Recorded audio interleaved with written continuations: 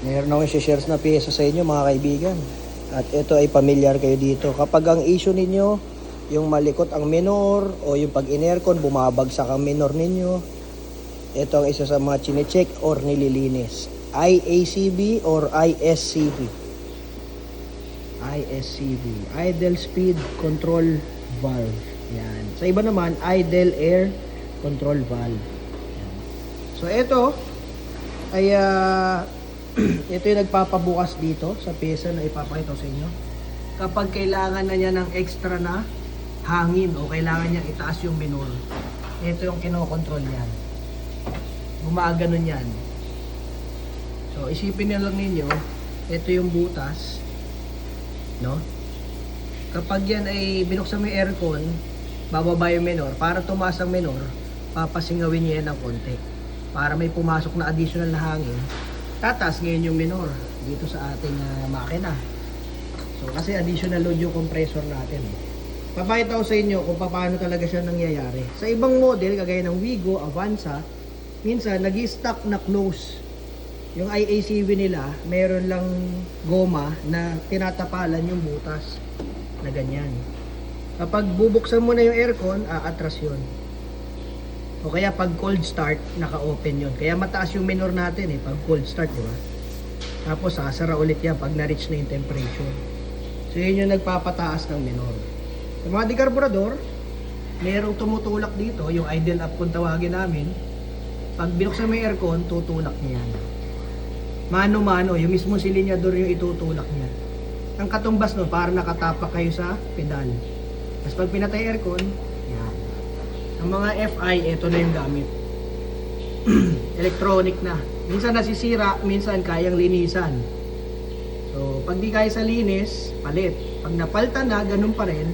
Minsan, yung ECU na yung problema. Yung nagbibigay sa kanya ng utos na, gumana ka na. So, papakita ko sa inyo ng actual. Paano siya nangyayari. Start natin. Starting time. Nag-eksperimento ako na to bago natin i-change engine. Para masulit natin yung engine niya. So ayan, di ba, naka-minor, no? So pag bumukas yung aircon, ganito lang, konting-konting pihit lang yan. Tataas na yung minor control nyo.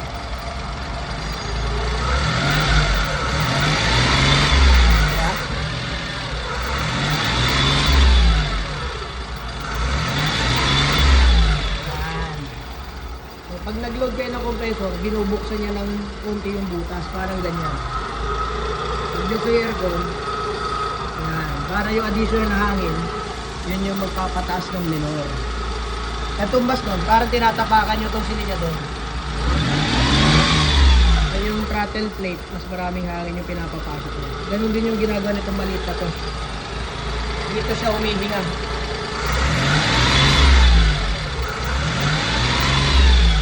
Additional na hangin na nadadagdag.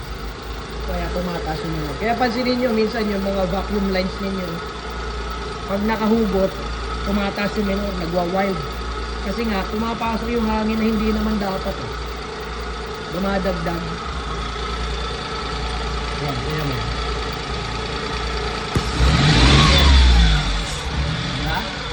So, pag may singaw ang hose mo, pwedeng yun ang cause kung bakit malikot ang idle mo. Ayan.